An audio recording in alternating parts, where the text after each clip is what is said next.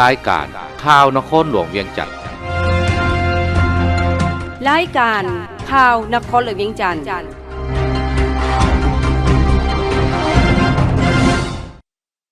สบายดีท่านผู้ฟังที่เคารพ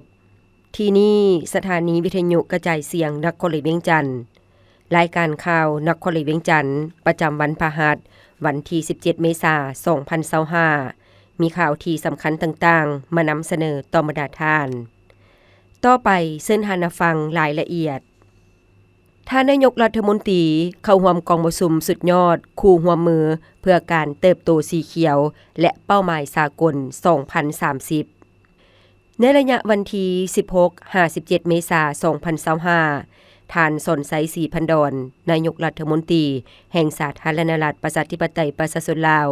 ได้นำพาคณะผู้แทนขั้นสูงเข้าร่วมกองประชุมสุดยอดคู่ร่วมมือเพื่อการเติบโตสีเขียวและเป้าหมายสากล2030ครั้งที่4ที่ฮานอยสาธารณรัฐสังคมนิยมเวียดนามภายใต้หัวข้อการเป็นคู่ร่วมมือสากลเพื่อการหันเปลี่ยนสีเขียวที่มีความกวมรวมยืนยงนวัตกรรมและมีประชาชนเป็นแกนกลาง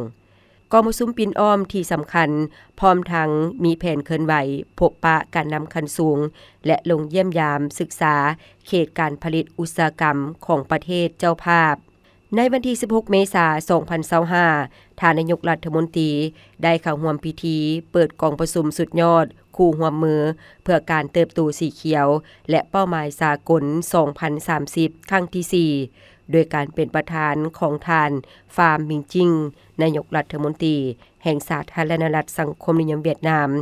ซึ่งมีบรรดาหัวหน้ารัฐบาลการนำคันสูงและผู้ตั้งหน้าทางการจากบรรดาประเทศต่างๆบรรดาองค์การจัดตั้งสากลและภาคธุรกิจเข้าร่วมหลายกว่า400ท่าน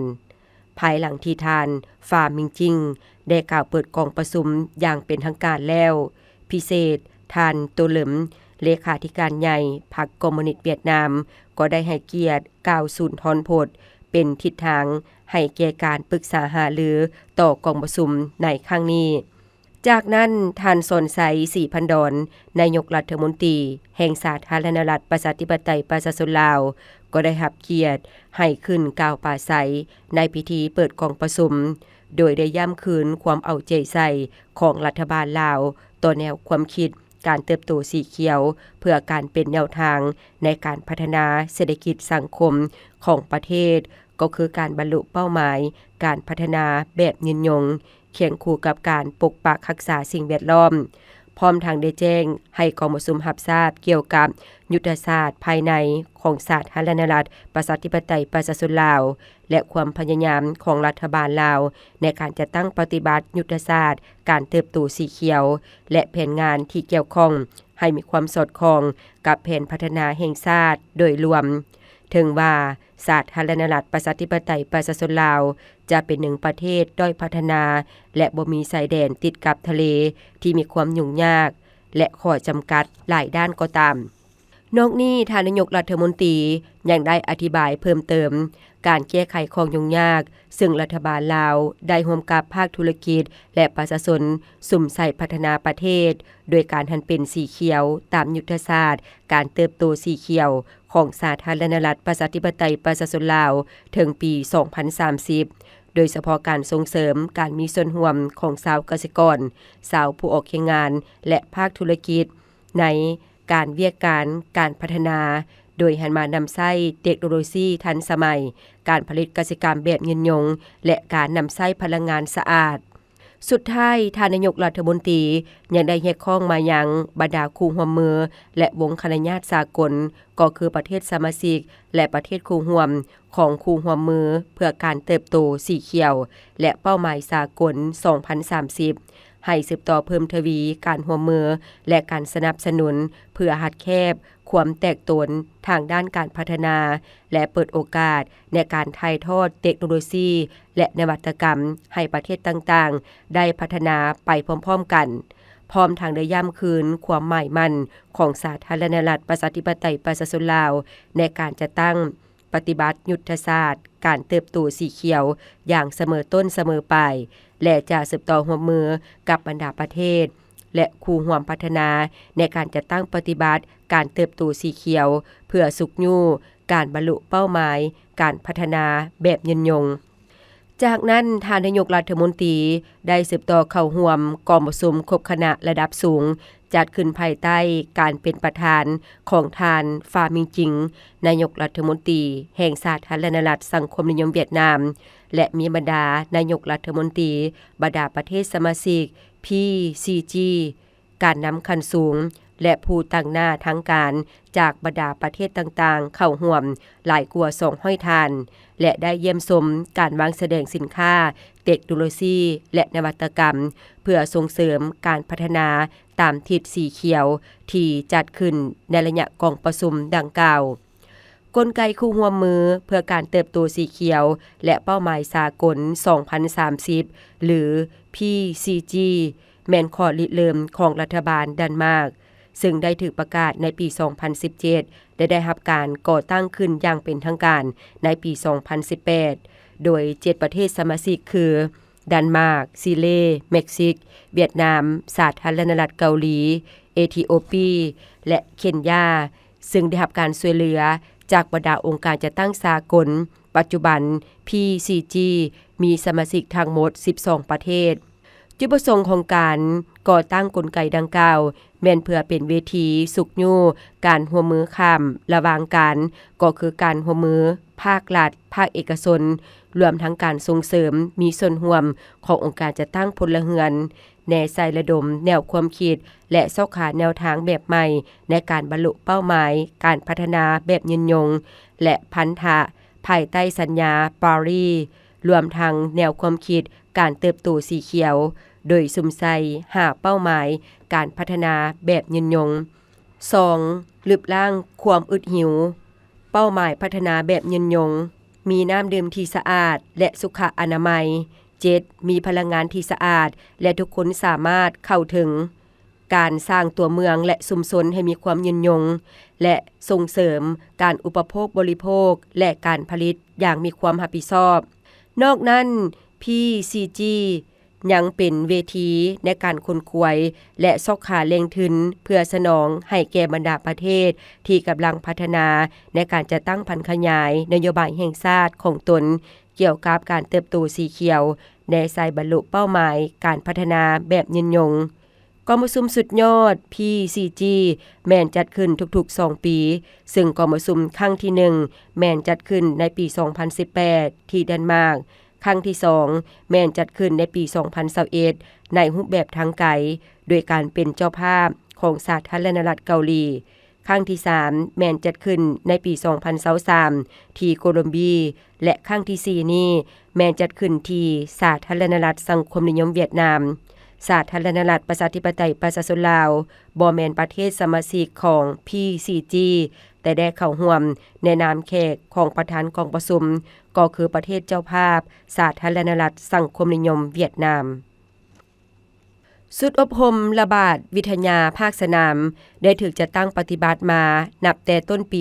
2009 จนถึงปัจจุบันสุดอบรมดังกล่าวก่อตั้งขึ้นเพื่อตอบสนองตามความมีความต้องการของวิทยาการสาธารณสุขในการพัฒนาความอาจสามารถทางด้านระบาดวิทยาให้พนักงานผู้ที่รับผิดชอบวิทยาการป้องกันและควบคุมพยาธิแต่ศูนย์กลางฮอดท้องถิ่นการจัดสูตรฝึกอบรมในครั้งนี้แม่นรุ่นที่15ที่มาจากศูนย์ไข้ยุงแม่กาฝากและแมงไม้แผนกสาธารณสุขแขวงหลวงพระบาง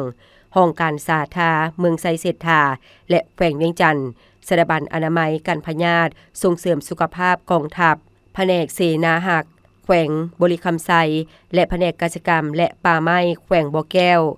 ภายหลังสำเร็จการอบรมกรมควบคุมพยาธิติดต่อโดยภายใต้การชี้นำพาของการนำกระทรวงสาธารณสุขได้สมทบกับองค์การป้องกันลดพรภัยคมคู่ศูนย์ป้องกันและควบคุมพยาธิติดต่อสหรัฐอเมริกาและองค์การอนามัยโลกโดยจะไปทีมอบหับใบยั่งยืนให้นักศึกษา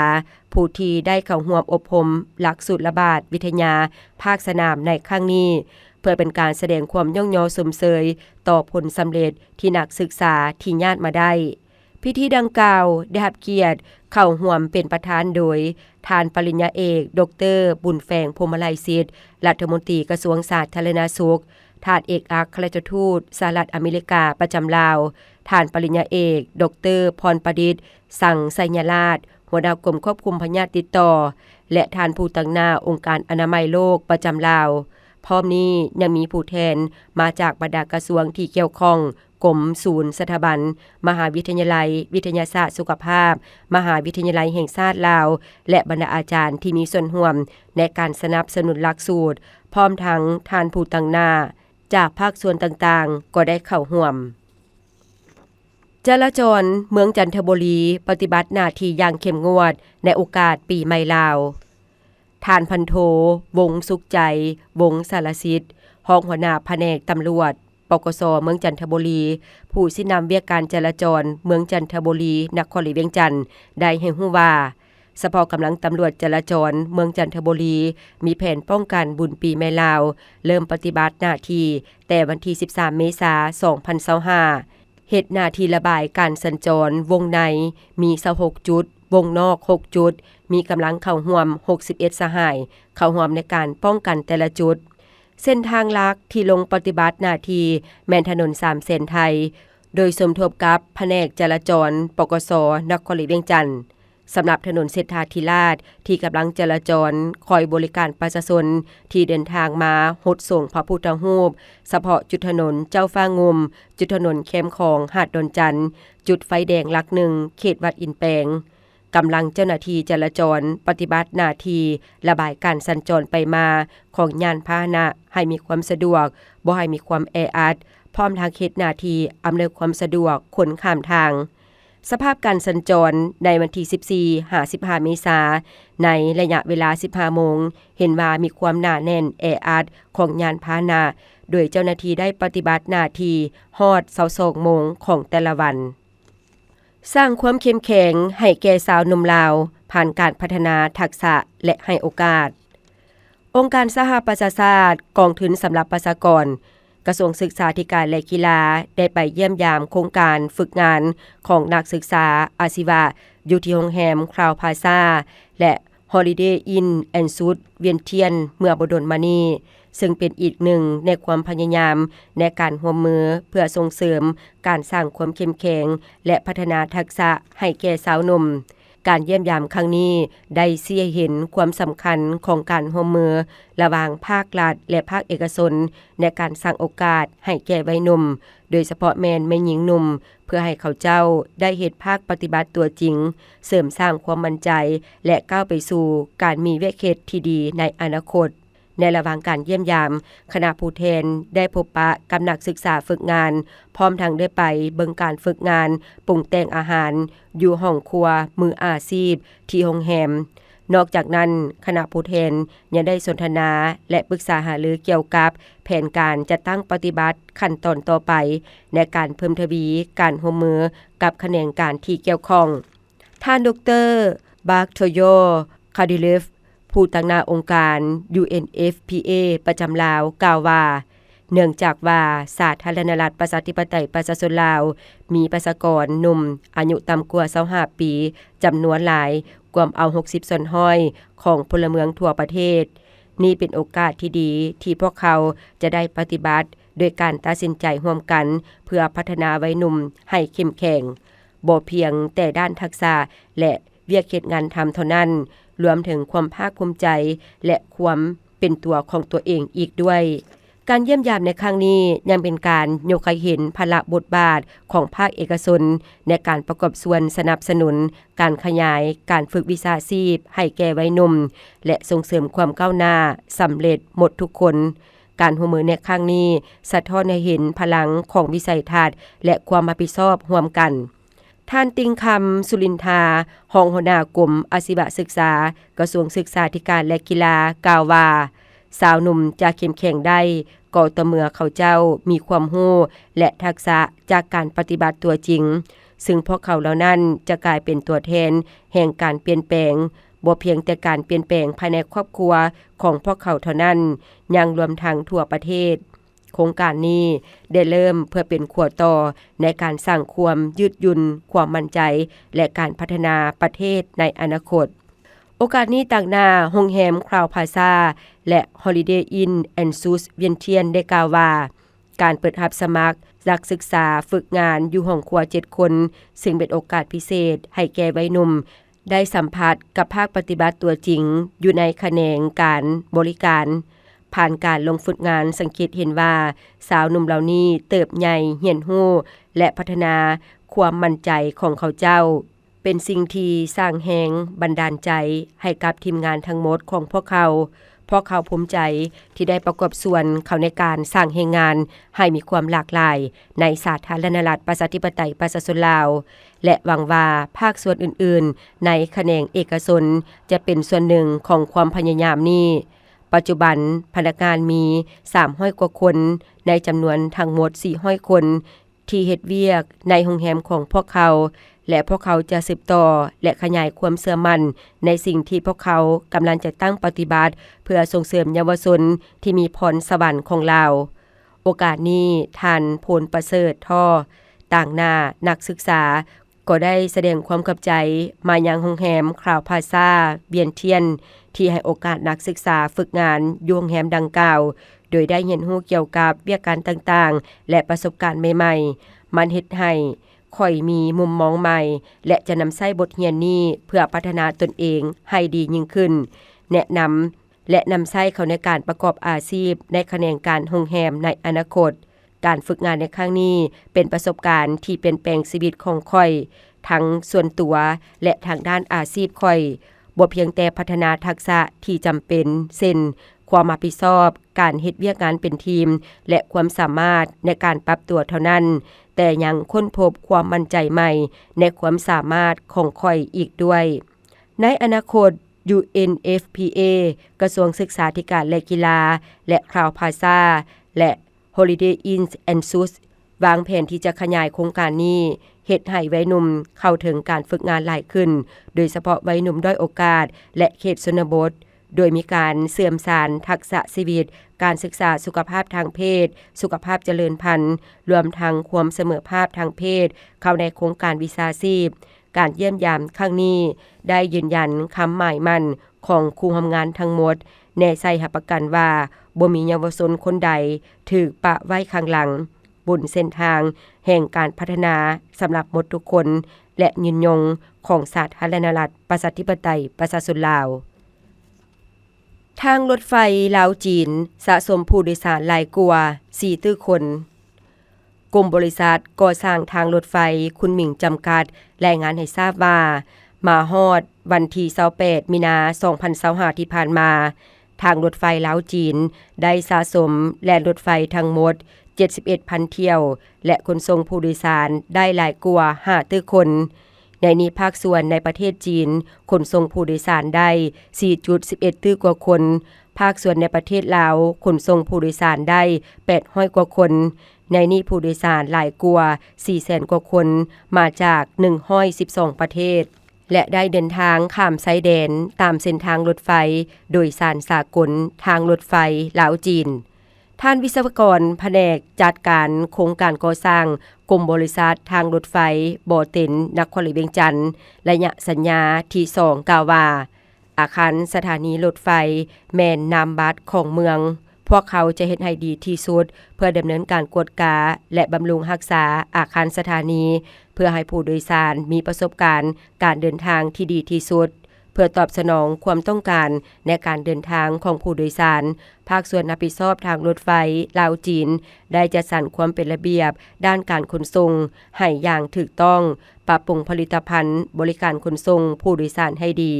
ได้เปิดเส้นทางท่องเที่ยวหลายสายระหว่างคุนหมิงเวียงจันทน์เปิดเส้นทางรถไฟท่องเที่ยวข้ามชายแดนให้สะดวกสบายขึ้นข้ามแม่น้ำคองอย่างสดใสงดงามมีความสนใจในการเดินทางรถไฟลาวจีนแต่ละสถานีและแต่ละเที่ยวรถไฟประกอบมีอุปกรณ์การแปลภาษาให้บริการท่องเที่ยวแปลภาษาทั้งภาษาจีนภาษาลาวภาษาอังกฤษและมีบริการโทรโข่งภาษาแปลและการบริการต่างๆเพื่อให้นักท่องเที่ยวข้ามชายแดนมีความสะดวกสบาย ต้นปี 2025 การเดินทางของผู้โดยสารทางรถไฟลาวจีนได้รักษาความต้องการอย่างรุ่งเรืองแต่วันที่1มังกรฮอดวันที่28มีนา2025ที่ผ่านมาได้มีการขนส่งผู้โดยสารทั้งหมด540ล้านคนเฉลี่ยผู้โดยสาร 6.2 ล้านคนในนี้มีผู้โดยสารข้ามชายแดน 8.2 ล้านคนเฉลี่ยผู้โดยสารหลายกว่า 1,000 คนต่อมื้อและสูงสุด 1,300 คนต่อมื้อมีประสิทธิผลหลายกว่าในการสุกยู่บรรดาแขนงการเกี่ยวข้องถึงการท่องเที่ยวบรรดาโรงแรมห้านอาหารตามเส้นทางอย่างมีประสิทธิผลและการพัฒนาแขนงการท่องเที่ยวของลาวให้มีความเจริญก้าวหน้า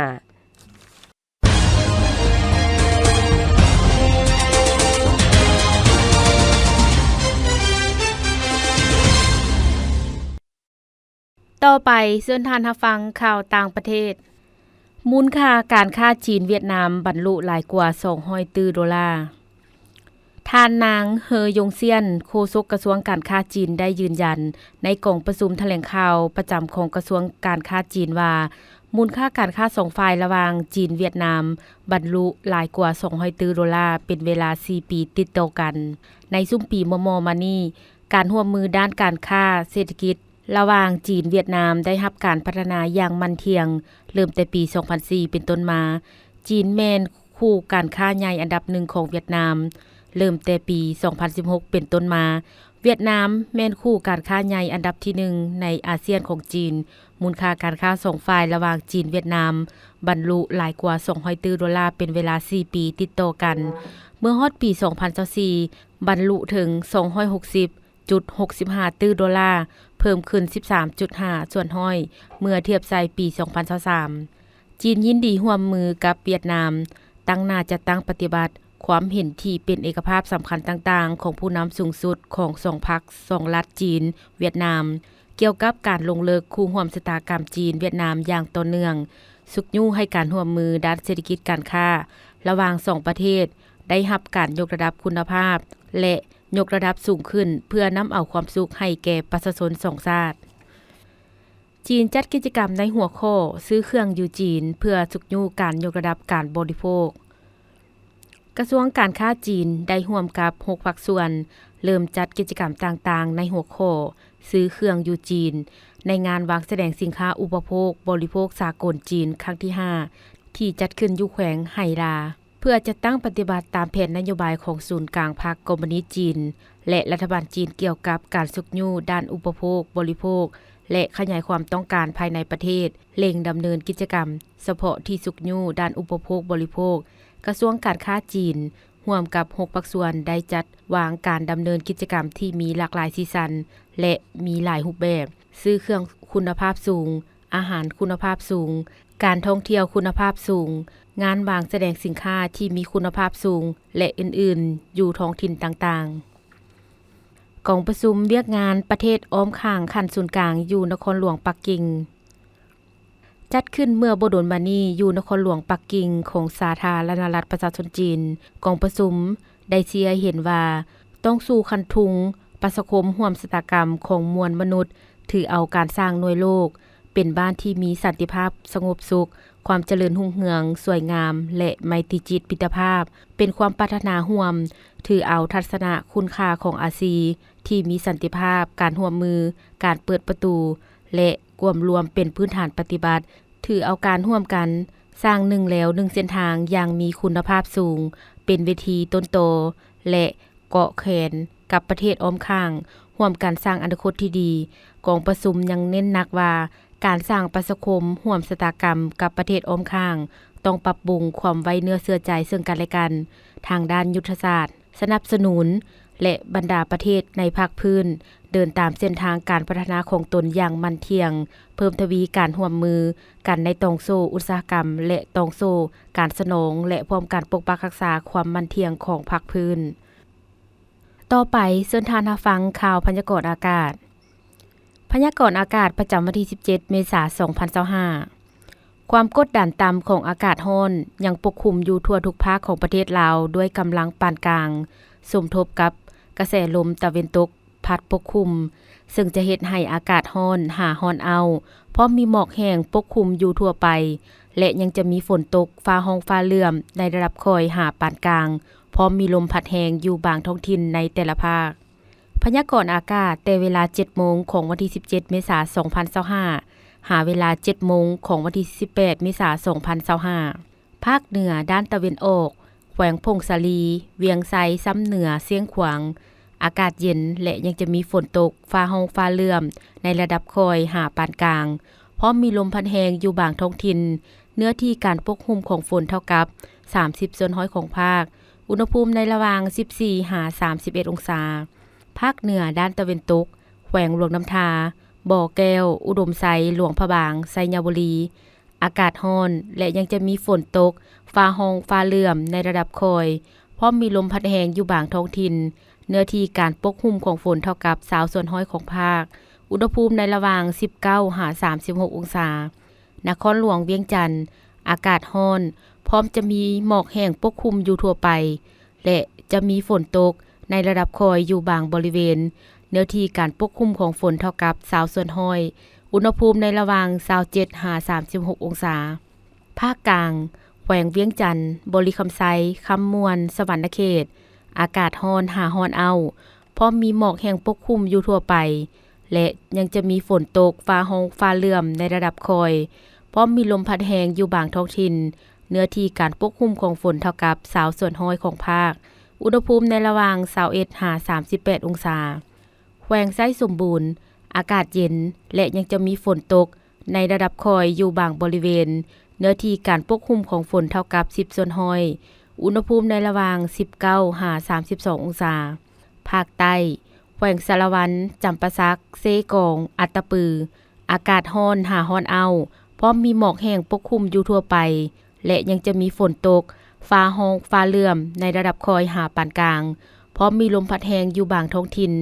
เนื้อที่การปกคลุมของฝนเท่ากับ40ส่วนร้อยของภาคอุณหภูมิในระหว่าง21หา39องศาสำหรับเขตภูเพียงบริเวณอากาศเย็นพร้อมจะมีฝนตกในระดับค่อยและมีลมพัดแรงเป็นบางโอกาสเนื้อที่การปกคลุมของฝนเท่ากับ15ส่วนร้อยอุณหภูมิในระหว่าง17หา29องศาท่านผู้ฟังที่เคารพรายการข่าวนครหลวงเวียงจันทน์สำหรับภาคนี้ได้เสียงสุดลงเพียงเท่านี้เพชรสมรดวงวิไลพร้อมด้วยแสงคำจันทวงศ์อ่านสบายดี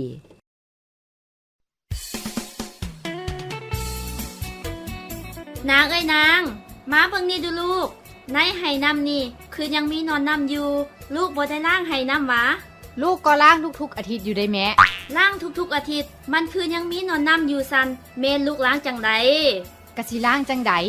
กระทอกน้ำเก่าทิ่มแล้วเปิดน้ำใหม่ใส่รถแหละแล้วก็ปิดฝาไว้กระเท่าหั่นล่ะเนาะบ่ได้แนวนั้นน่ะการเปลี่ยนน้ำแต่ละครั้งลูกต้องล้างพัดถูทางในพร้อมเอากับพร้าวใยหมักบวบหรือผ้าขาดที่แม่เฮ็ดไว้หั่นนามาถูด้านในของไหเพื่อบ่ให้มีไข่ยุงลายติดอยู่ด้านในของไหได้โอ้ล้างคักปานนั้นพุ่นว่ะคันสั้นลูกสิล้างใหม่ดอกแม่นแล้วการพัดถูด้านในของภาชนะเก็บน้ำก็เพื่อรับประกันบ่ให้มีไข่ยุงลายหลงเหลืออยู่เพราะถ้ายังมีไข่ค้างอยู่เวลาไข่ถึกน้ำมันก็จะกลายเป็นหนอนน้ำและกลายเป็นยุงลายบ่มีหนอนน้ำบ่มียุงลายบ่มีไข่ยุงลายด้วยความห่วงใยจากศูนย์ข่าวสารการแพทย์สุขศึกษากระทรวงสาธารณสุข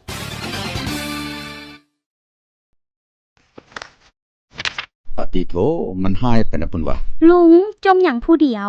ก็กำลังอ่านวารสารเพื่อสุขภาพของกระทรวงสาธารณสุขนี่แล้วซึ่งแม่นยุงลายเป็นพาหนะนำเชื้อพยาธิมาสู่คนเฮาบ่ว่าจะเป็นเด็กน้อยผู้ใหญ่ผู้เฒ่าหรือแม่หญิงถือผ้าก็สามารถเป็นได้แม่นว่าลุงหลานคิดว่าเป็นแต่นำเด็กน้อยซันดอกแม่นแล้วถ้าผู้ใดเป็นพยาธิไข้ยุงลายแต่บ่ได้รับการปิ่นปัวที่ถูกต้องทันเวลาอาจพาให้เสียชีวิตได้ปะโทมันอันตรายให้แฮงปานนั้นพุ่นวะก็อันตรายถึงขั้นเสียชีวิตได้สั่นลุงสิจมบ่อ้าวแล้วเฮาจะฮู้ได้แนวใดว่าเฮาเป็นไข้ยุงลายตามที่ลุงได้อ่านมาแล้วนี่มันก็มีอยู่3อาการหลักเป็นต้นนั่นแม่นจะมีอาการไข้ขึ้นสูงเจ็บหัวปวดตามต้นตามตัวถ้าหลานมีอาการแบบนี้ให้รีบพรไปปวดอยู่สุขศาลาหรือโรงหมอใกล้บ้านแล้วก็บ่ให้ซื้อยามากินเองเด็ดขาดโธ โทยุงลายอันตรายให้อีหลีเนาะลุง อย่าลืมพยาธิไข้ยุงลายอันตรายกว่าที่เฮาคิดถ้ามีอาการไข้ขึ้นสูง เจ็บหัว ปวดตามต้นตัว ให้ไปสุขศาลาหรือห้องหมอใกล้บ้านทานด่วน โดยความห่วงใยจากศูนย์ข่าวสารการแพทย์สุขศึกษากระทรวงสาธารณสุข